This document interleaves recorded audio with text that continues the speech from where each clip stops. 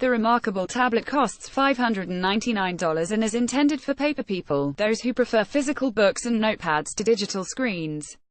Avery Hartman's Business Insider. The new Remarkable tablet isn't for everyone. In fact, it's specifically designed for an exclusive subset of people, those who prefer reading and writing on paper over using digital screens. That mentality shines through when using the tablet, which is now in the hands of its first customers that have waited months to get their hands on the device.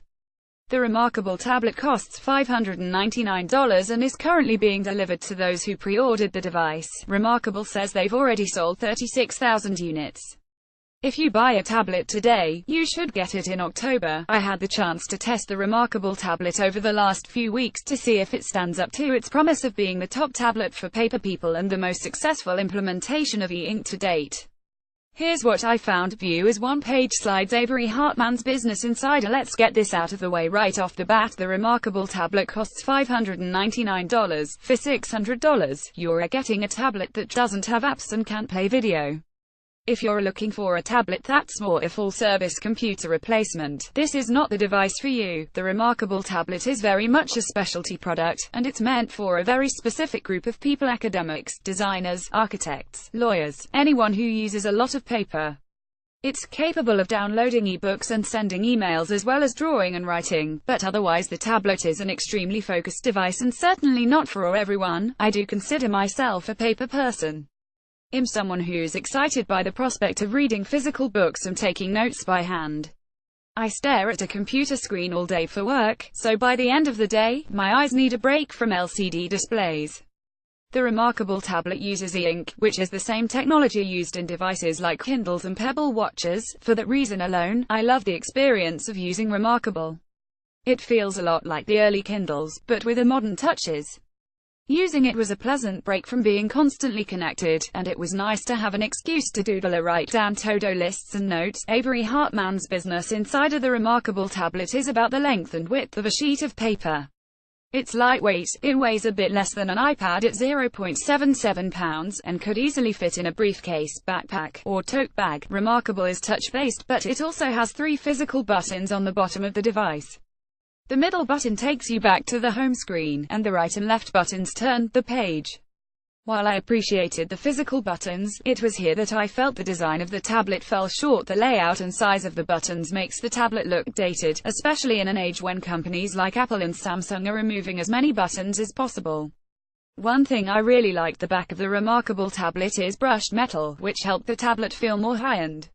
The layout of the Remarkable's home screen. Avery Hartman's Business Insider. After using the tablet for a few weeks, I have mixed feelings about the user interface.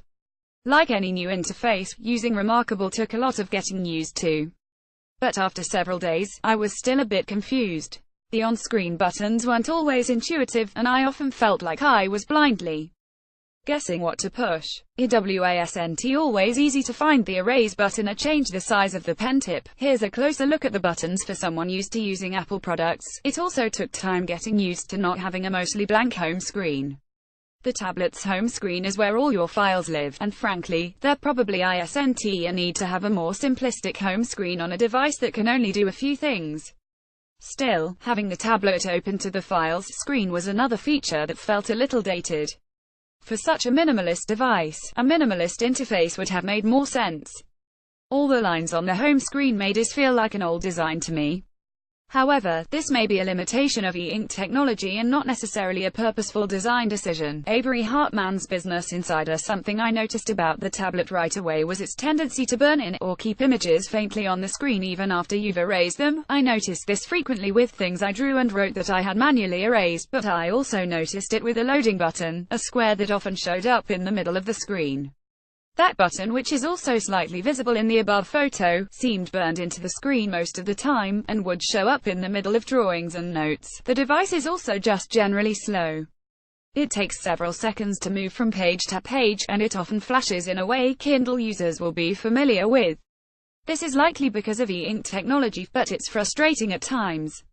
I could see the slowness with turning pages being an issue when trying to take notes quickly while in class or a meeting, but even for casual use it was extremely noticeable. For $600, I wanted the device to be quick and responsive, and it simply wasn't. Avery Hartman's Business Insider. I was excited about the potential of the remarkable tablet, but unfortunately, it didn't quite meet my expectations. That said, I still think it's an incredible product.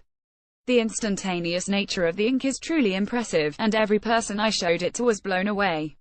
The prospect of being able to take handwritten notes but save them digitally, not to mention sync them to a computer, is thrilling for those who prefer notepads over notepad apps, but in making the quickest writing and drawing experience it could, I felt like remarkable sacrificed quickness on the other end. The device's tendency to burn in was a real problem, as was the slowness to turn the page and navigate back to the home screen. The tablet's user interface still needs work to make it more intuitive, and the overall design could look slightly more modern. In its current form, paying $600 for an e-ink tablet like this in 2017 still seems too steep to me. Still, I have every expectation that the remarkable tablet is only going to get better and cheaper from here on out.